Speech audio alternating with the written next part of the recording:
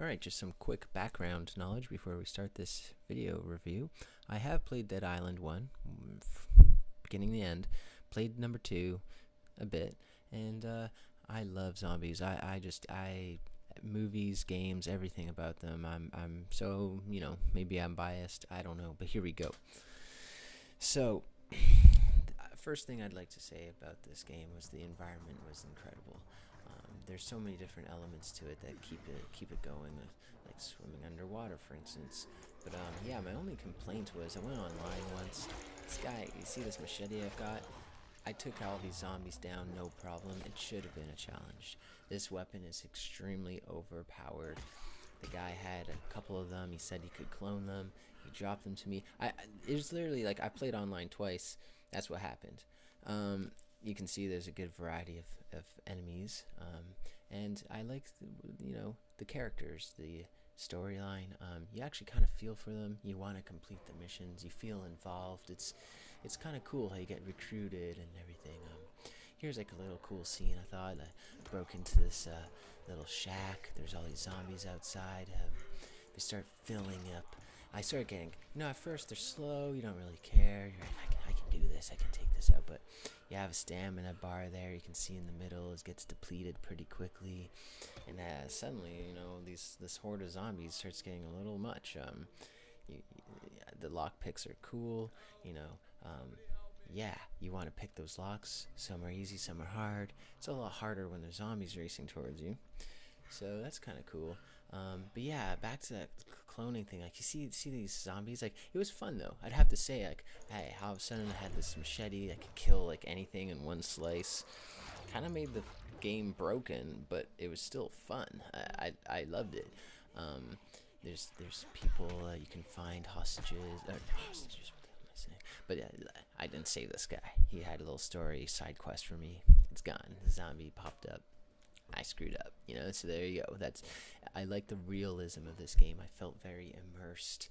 When I'm running away from the zombies, I would kind of get scared. I'd be like, oh my god, like, I gotta climb this ledge, I gotta get away.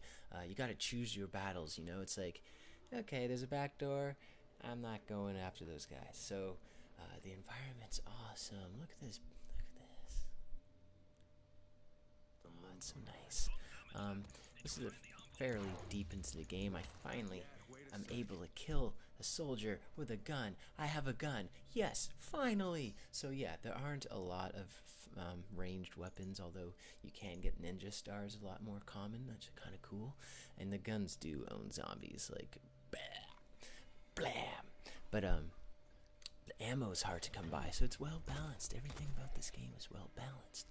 The pacing is almost my favorite part because it is repetitive. The gameplay, it's, you're running away from zombies, you're meeting a new doctor in some compound, which is cool. They're not too hard to get in and out of. The cinematics are cool too.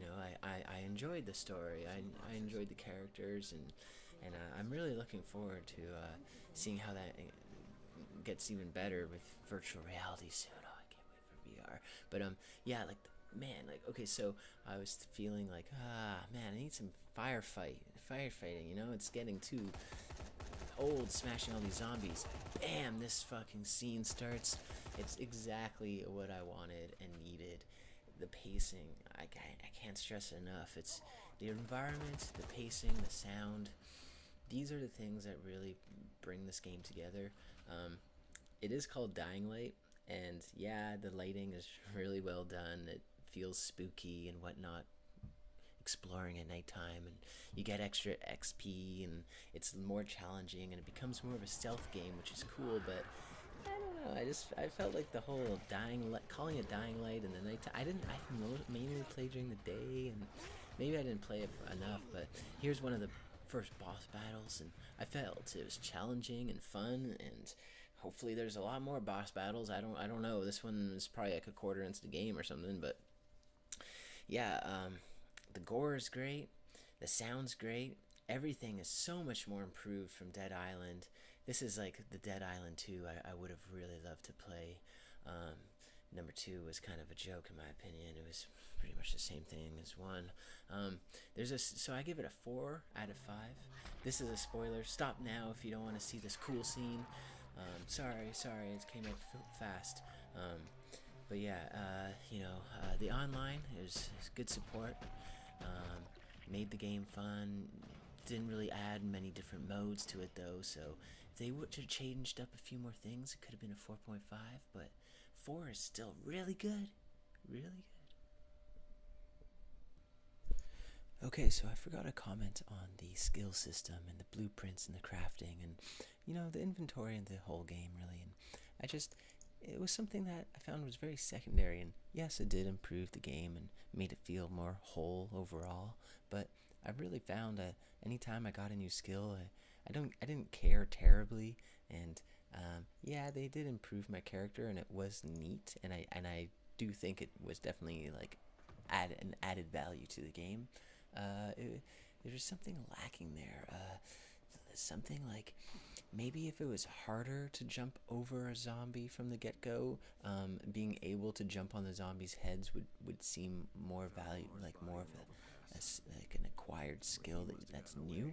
But yeah, it was a cool thing to have there, but I didn't comment on it much because really I didn't think it was that important to the whole fun and aspect of the entire game, really. But if that's the thing, that's a deal breaker for you, then don't worry, because this game's got it.